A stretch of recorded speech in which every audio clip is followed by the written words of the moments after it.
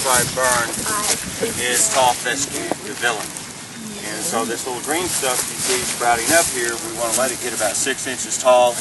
It will uptake the herbicide a little bit better, and it's very important to have that herbicide be able to translocate down into the root system so that it kills the plant.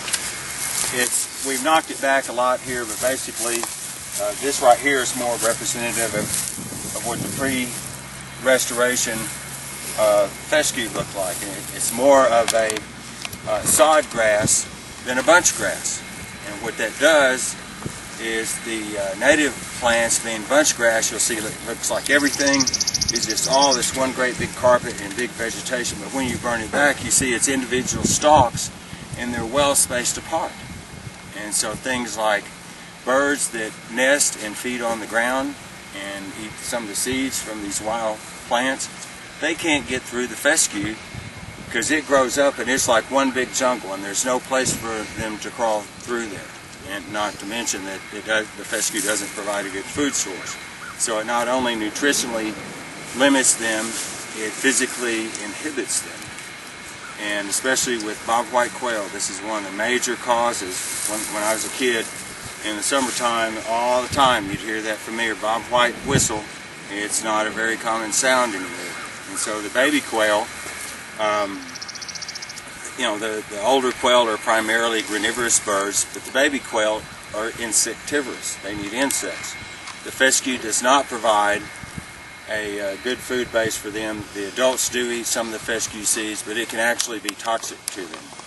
And it doesn't provide good habitat for the baby quail to have insects, and it's very hard for the baby quail to travel through here. So it's like a fescue, introducing fescue is one of the horticulture's world major faux pas, because they thought, well, okay, we can have green pastures in the wintertime during the cool season, and we can put more square inches of cattle on more square inches of land, as the mentality has been. And then they saw over time that the fescue actually has an endophytic fungus on it, and it is toxic to horses. It can make them abort the fetus. It's especially hard on horses, more so than cattle.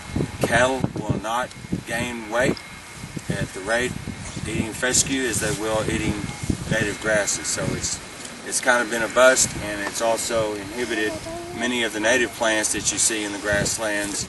So overall, it's not been a good thing. The Game and Fish Commission has started a program. I think it's still on their website, but it's a program that's called Don't Do Fescue. And you can go to Home Depot and buy a big bag of fescue for like $1.50 a pound. It's dirt cheap. And people buy it not knowing what they're doing. And so it also, in addition to the endophytic fungus, it also gives off exudates that inhibits the growth of native plants. So not only does it, who is this? Captain Kangaroo inhibits the native plants and shades them out with its exudates. It also can chemically inhibit the growth of native plants. So this is a good spot to show an example of the fescue coming back. We'll let it grow up a little bit more and green up. And keep watching things, the indicators on whether the native stuff's coming out of dormancy, and we'll come out here and hit this with clethodim, a grass-specific herbicide that will knock back this fescue, and if you catch it just right before the native stuff wakes up and comes out of dormancy, then you'll have little or no collateral damage. So over here you'll actually see, like some of the things I showed in the presentation. We'll walk up here to the other berms where the cells are actually located.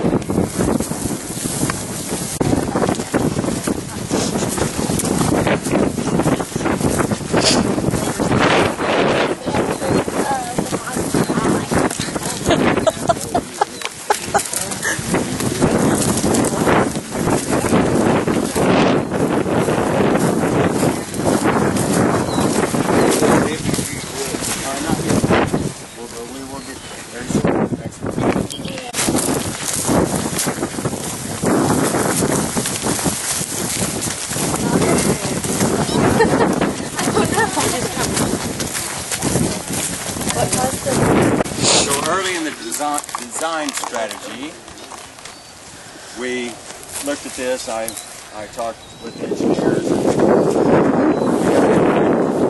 we're going to grade this and grade that, and I said, no, I want to build the berms and do not disturb the micro topography of these mounds. They will be quite key. We've got to have it all wet. It's all got to be good. So I said, no, we don't want that. And so hydrology is everything.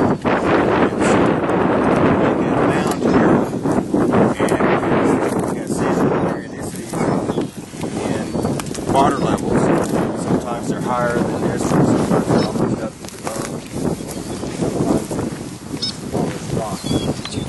And so various plant We can species call micro topography. Yeah, we just talked about it last time. But this is it.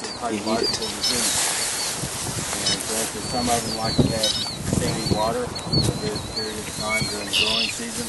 Some of them only like saturated soils. And some of them like a little bit drier soils. And some of them like upland soils. Consequently, when you have a variation in the micro topography, you're going to have a variation in the hydrology, which in turn means you will have a much more diverse plant community. And so that's why we wanted to leave these mounds intact. Here's an example of some of the willows.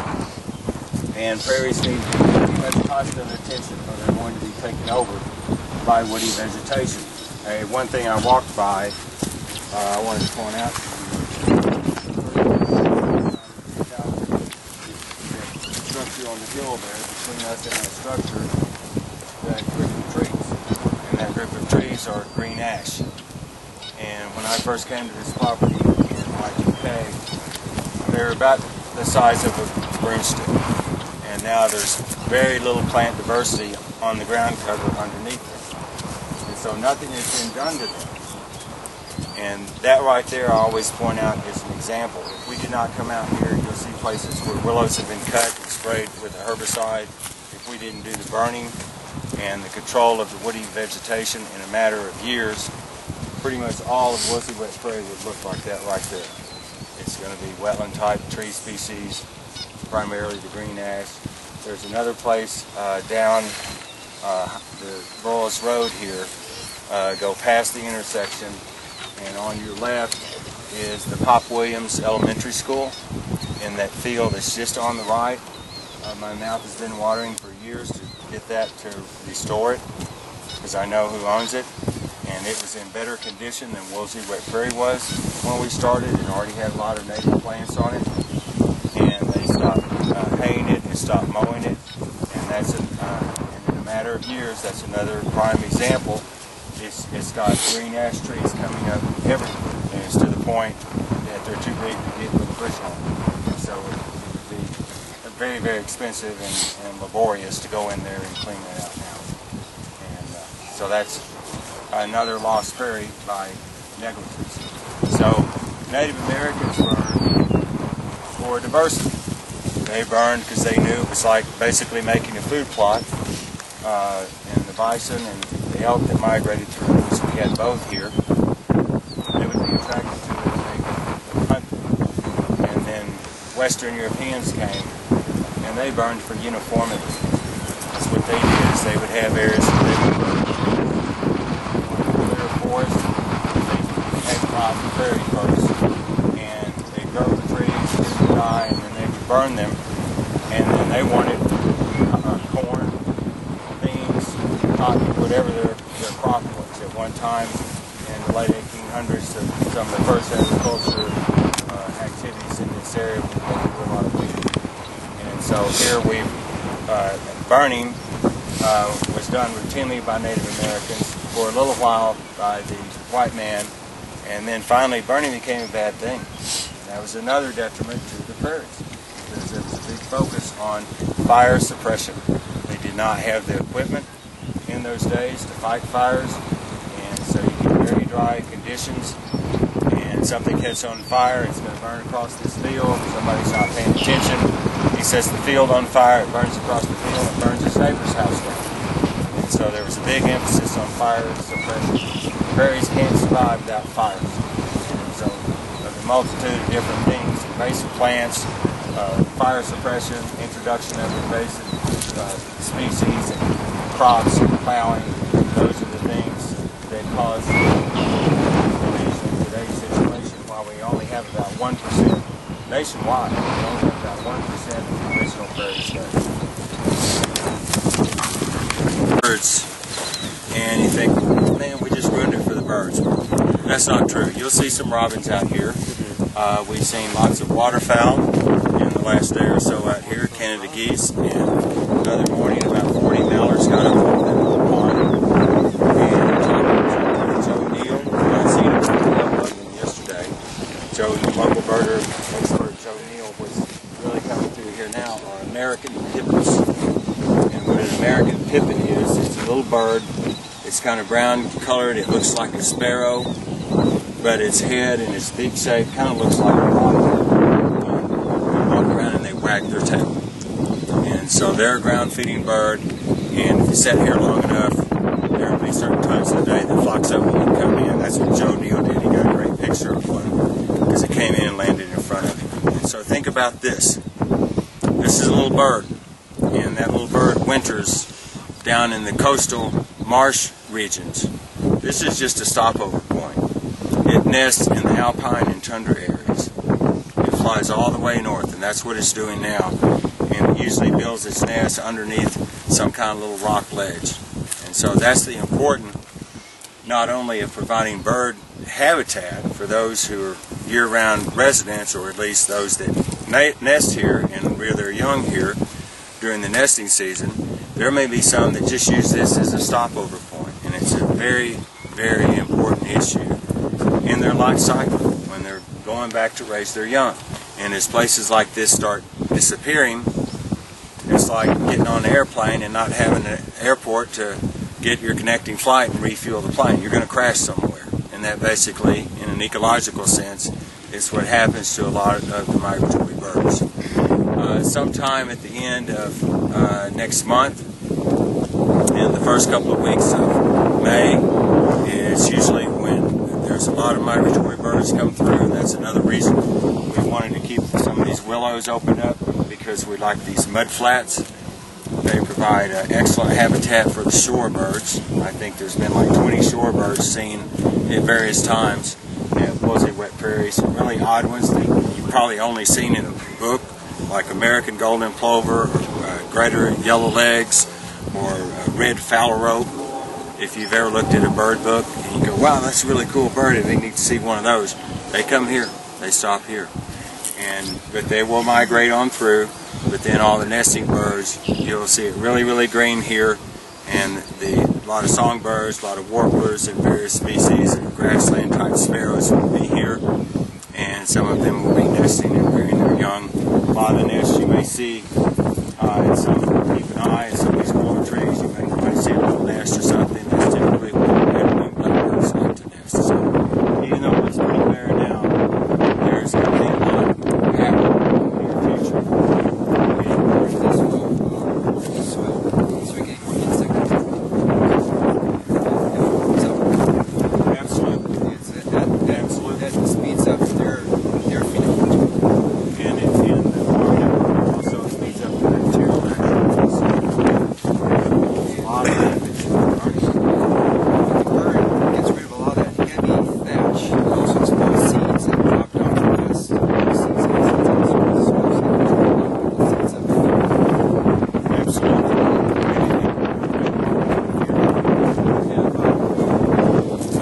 I came out here right after daybreak this morning, and I don't remember if I mentioned it in the class or not, but down in some of the Arkansas River Valley prairies, and I got Crescent Oglesby Prairie and Cherokee Prairie, and I got some Beatrice seeds, Prairie Blazing Star, and some Rattlesnake Master and Purple Coneflower, and Sylphium plant, big blue stem, and I got 2 5-gallon buckets of seed and mixed them with potting soil and put them in our spare refrigerator out in the garage, because most of them need cold moist stratification to change the winter cold period. In particular for the forbs, they need about 60 days, and most of them cold moist stratification. The grasses, not so much. In fact, some of the grasses you may not even have to stratify. However, I've read that things like blue stem and Indian grass, if you cold moist stratify them from 14 to 21 days, it will improve the germination rate. So I've been out here marking on my map where I've been planting, and so things like the big blue stem is more like a facultative plant. It can grow in moist soils but not standing water. And then things like the silphium, the compass plant, and the rattlesnake master, they like more of an upland situation. So as I grabbed little clumps of the potting soil with seeds in them, I was very careful to look at the hydrology and where I planted these. So in following with what Dr. West had talked about, as I was out here, I was looking around. You'll just see places where there's just clusters of seeds all over the ground. It had come off the tops of plants during this growth.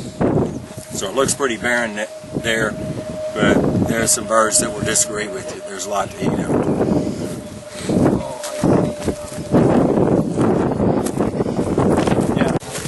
The camera, right? Don't touch one and don't eat one because you'll get a disease from it.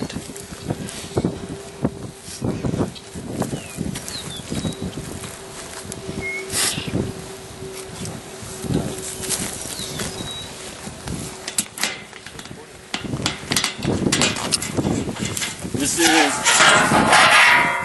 one of our water levels. So what we have here is stop logs. And so we can hold water back in this wetland cell. Everything pretty much drains to the north. And we have them set right now to hold the optimum amount of water should we get a toad strangler rain event without overflowing the berms. With this device, the Agri Drains device, it gives us 2 inches flexibility in how we control the water level. So for instance, this is the bottom board, it's the big one, and then we've got a 5-inch stop log and 7-inch stop logs. And so what we can do is put together 2 5s and hold back 10 inches of water, 5 and a 7, and hold back 12 inches of water, and 2 7s and hold back how much? That's a test question. I have lots of modifications to do tonight. I'll get this back in. So, if we want to pull up some stop logs, we take this little animal right here and turn it around this way. You'll see these little hooks. So we can hook it under there. We want to drain the wetland cell, we can pull this up and let water drain. And then when we want to put the stop log back down, we turn it around this way and push it down. See it well. And we store this in here. You've got to have the hydrology to be able to manage your wetland. You've got to have the versatility in controlling the hydrology. And oftentimes, mitigated wetlands fail, not from having enough water, but from having too much water. He's right here. And this is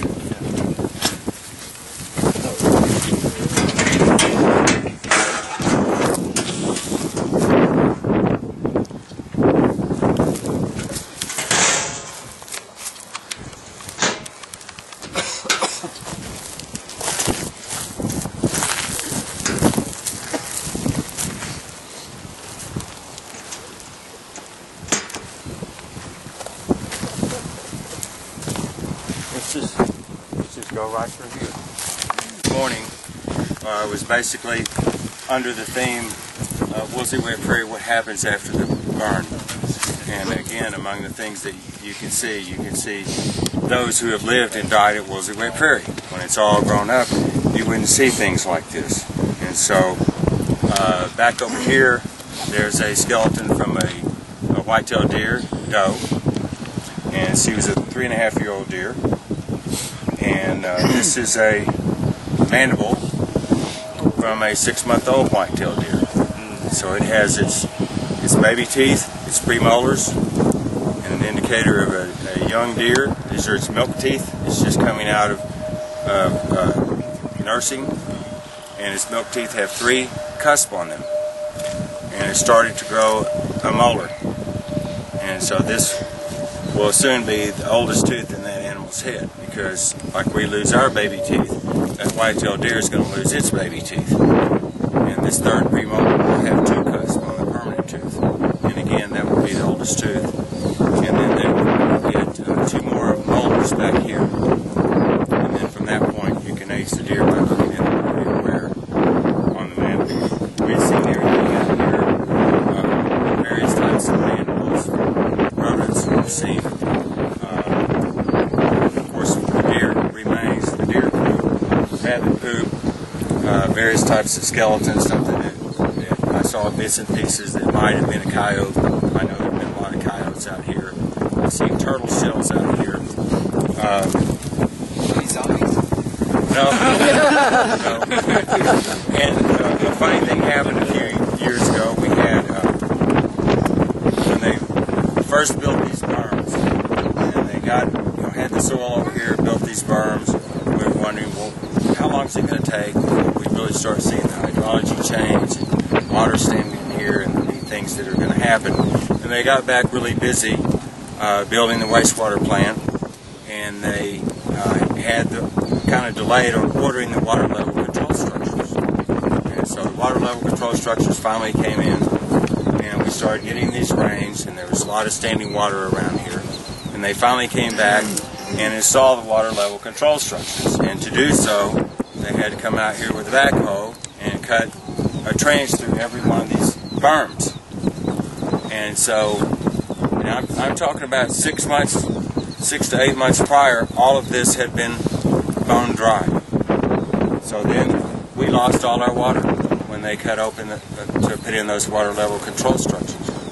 Well, 6 months later, again after 2 bone dry periods, we get this rain, and we're still trying to go through the learning curve of setting the stop logs.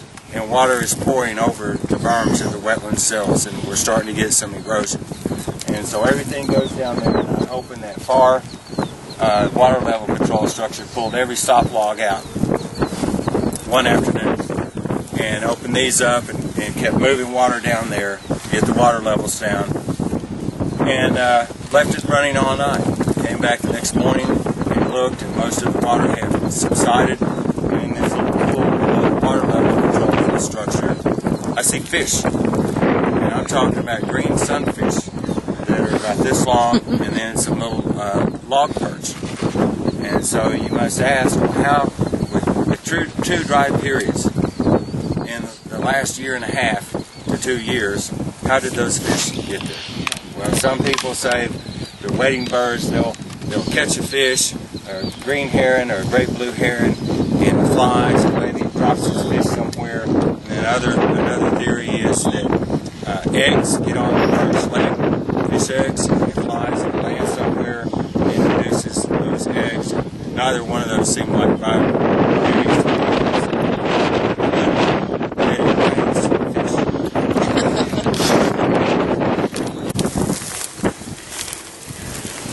This is a hydrological feature that we left out in the middle of this pasture.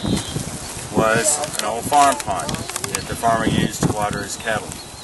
And back over there on the west side there's another farm pond. At the time we first looked at this site to build a mitigation site, there were cattle. It's very degraded, and you've seen it in the summertime. The cattle stand out in the pond and they pee and they poop in the pond, and it was an actual stinking cesspool with all this green algae and nasty mess. And so by virtue of removing the cattle and letting nature take its course, and now you have all kinds of waterfowl that come and use this pond. And so nature can repair itself sometimes, and removing the source of the problem has gone a long ways to clean it up. And the geese here, as we started holding water, we started seeing them come here this time of year. And on the other side of that big tree with the leaner hanging on to it. Usually they'll nest there every year, and they usually lay 4 to 5 eggs. And here another, probably about May or sometime, if you catch it right, you come out here and see them walking around or swimming around. They'll have little goslings swimming behind them. In the pond where I mentioned the blue-winged teal, they had the two blue-winged teal hens with the 2 broods. I took that picture on this pond right here. It had a lot more water in it at the time, but it's interesting how all kinds of waterfowl and shorebirds use this little pond.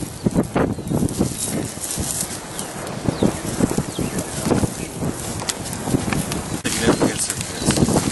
And again, it's an example of adaptive management. As you can go to the Woolsey Prairie website, there's a PowerPoint on there that talks about the prairie plot progression.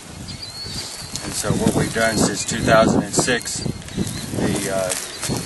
like these little T-posts that have a metal tag on them with a number. We have 47 monitoring stations. We're early in the growing season and late in the growing season. I have Theo Witzel, my botanist, come out here. He can pick up any plant and tell you what it is. He does a 10-meter radius around there, and we do a plant inventory. We've done that for years and years. And so he also has a camera, and he takes a picture in the 4 cardinal directions, north, south, east, west. And so we put together some of the selected plots, not all 47 of them, but if you go to that PDF file, Prairie Plot Progression, you'll see a picture from that station facing north, and it's just a fescue field. And then you'll see a picture where the berm had just been built. And then you'll see a picture where we're starting to hold water. And each time you see the changes in hydrology with the sequence of pictures and the progression of pictures, you'll see the change in vegetation. And so at one point, and it changes from one year to the next. It's not static or constant, it changes. And so one year it was really, really dry. And you'll see one picture where you see all this green like this. And so what we had, these are remnant stems. There was, if you're familiar with smartweed, this is Persicaria lepathifolia, and it's pale smartweed. And it just took over. It was just a jungle. And we got to thinking back, let's see, it's we drained the wetland cells before the prescribed burn. And again, this is adaptive management. It's learning by doing. It's plugging in one tool and looking at the cause and effect relationships of one tool before you select the next tool out of the toolbox. And so we thought, well, it'd just be better to burn because we had those years of a lot of water, and let's drain the water, burn it, and then we'll have the spring rains and it'll fill back up. Well, what happens if the spring rains don't come? That's what happened here. And so it wasn't bone dry, but it was atypically dry. Usually, you know, that's just an island completely surrounded with water, and so is that one. And even though this is a native plant, we saw, well, this could be a threat to our overall species diversity. Yes, it does have little seeds that some of the waterfowl like to eat, but I mean, it's like a carpet out here, you know, and it grows up like this tall. It was just a jungle. And so we talked about it, and one person said, well, it's such herbicide, we'll knock it back and all that. And I researched it, and I said, no, there's only going to be one thing that we do, and that is not drain the wetland cells before the burn. Because we got caught off guard because we had that particular year, we drained the cells, we didn't have the spring rains, we had an atypically dry growing season, and these plants do not like to grow in standing water. They like moist soils. And so we can control them at zero expense simply by controlling the hydrology. Don't drain the wetlands. And so it worked. They started dying back. And that left a lot of dry fuel for a prescribed burn.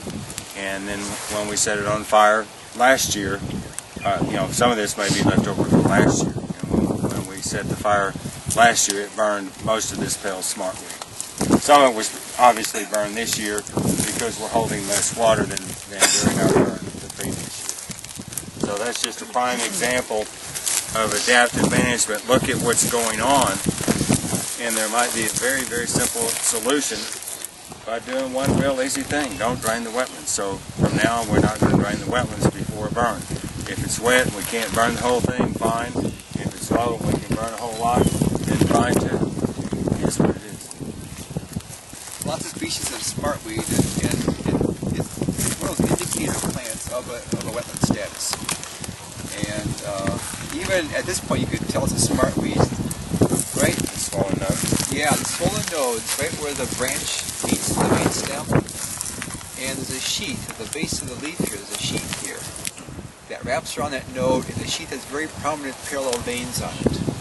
And so all the smartweeds have that. And so this was a very useful. It's a pale smartweed. Yes, and it, you know, a lot of smartweed species are of the genus Malignum. Yeah.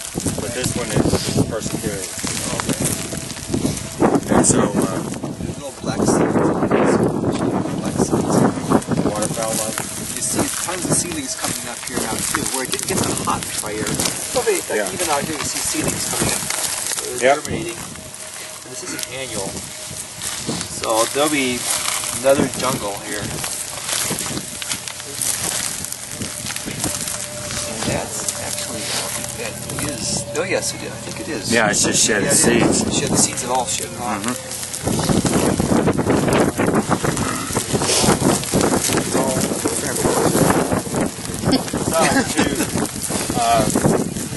The first thing we did, because on the wetland mitigation requirements for building the wastewater plant, we had to do things, because I talked to you a little bit about the Charleston method. You go to the Corps website and look at the Charleston method, and it evaluates the ecological functional value of a wetland. And so we wanted to figure out, well, how much wetland are we going to have to build to mitigate for the wetlands lost over here? And it's a lot of it's glorified guesswork, to be quite truthful, because you don't know how the site's going to respond. So you kind of over-design so that you have a little buffer there in case things don't work out quite like you intended. At least you've got a safety margin in there to help cover some of the potential error. And it's sometimes difficult to do that with engineers because they're involved very much, and so they're accustomed, you know, everything is established. They're accustomed to, I'm going to build this pump station, I've got so many million gallons of water a day of wastewater that I've got to convey from point A to point B, and I'm going to design this pump station, and so everything's fixed to do that. I know I can do the calculations, and I got to have a pipe size this big, and I got to have a pump with a capacity of pumping so many gallons per minute, and they can design it, and it's all fixed variables, and much more so than ecology. And so when I tell them, look, you can tell me what's in the seed bank, and how much it's going to rain, and when it's going to rain, and what part of the growing season it's going to rain, unlike an engineer, we have no idea how those variables are going to come into play and what's going to come up out of the ground. But we did know the existing wetlands here, we could get credits from enhancing the existing wetlands because they were very low quality wetlands. We knew we could change the hydrology and create additional wetlands above and beyond what was already here. We could get credits from that. And then also the Corps of Engineers and EPA, who jointly deal with the Clean Water Act, recognize finally the importance of upland buffers. So you can have a great wetland and build this great wetland, but if you got it surrounded in a concrete jungle and don't have an upland buffer, you're kind of really undercutting the whole intent of the mitigation of the wetland side. And so we also got credit for these prairie mounds that are uplands. You cannot have more than 50% of your credits come from upland buffering. So what all this started out as, in order to determine how many acres of wetlands do we have, I came out here and did the wetland delineations. And you look at, I don't know how much you guys have discussed that, but in the regulatory sense, you have to look at soils, hydrology, and vegetation. And so you have to have, you look at the indicators of the soils. Do you have gleam? Do you have redoxymorphic conditions? because again it's a wetland. It's dry, it's wet. It's dry, it's wet. And what's going to happen is the minerals, manganese and iron mainly, when they get wet, they go into solution, and they're in the reduced state. And when the soil dries out during the dry period of the year, they're going to start forming these little concretions in these little models because they become oxidized. So another test question. Leo the lion says grr. Grr. Has anyone ever heard of that? Reduction is loss of electrons, and gain of electrons is the oxidation. And so, or vice versa. Leo, loss of electrons, oxidation. Leo, GER, G-E-R, gain of electrons, reduction. And so you have these dynamics of the redoxymorphic conditions, and the plants that like the soils and it's wet enough for a significant period of time during the growing season for that particular plant, they're going to be here. And then you go to the national plant list. I guess if you guys have discussed that, and you look at its indicator status, is it FAC wet, upland, oligo wetland, and then you also look at hydrological indicators. And some sites, it might have redoxymorphic conditions or somewhat hydric soils, but you might not have wetland indicator plants there as the dominance. And so to officially be a wetland, it has to test positive for all three indicator criteria: soils, hydrology, and vegetation. Thank you for helping them study for tomorrow's test. That's a test question. The old line says GER is a test question.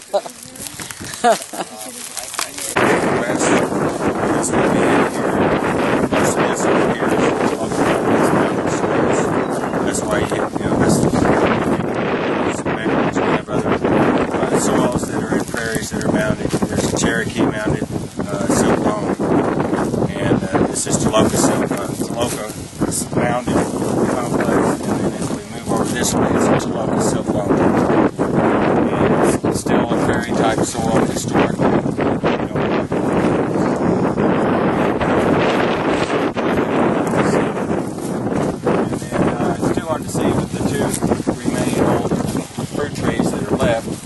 Probably planted in the mid-30s and showed up in that 1941 aerial photo. They're right over there. So I keep my word to you. I told you I would show it to you. Does anyone remember what I said?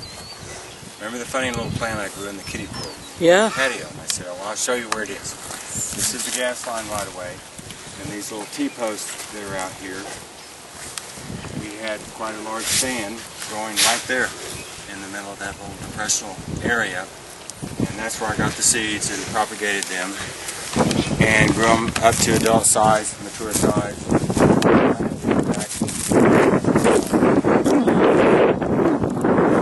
anybody remember the name of that plant?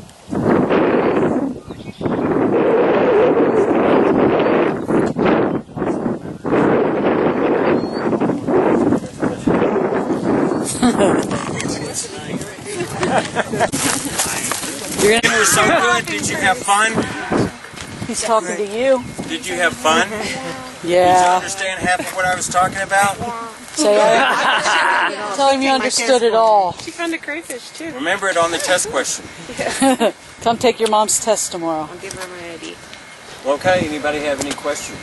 Well, if you want to come out here again, it's open to the public. Where's that walking trail like for the public? Is that's not it?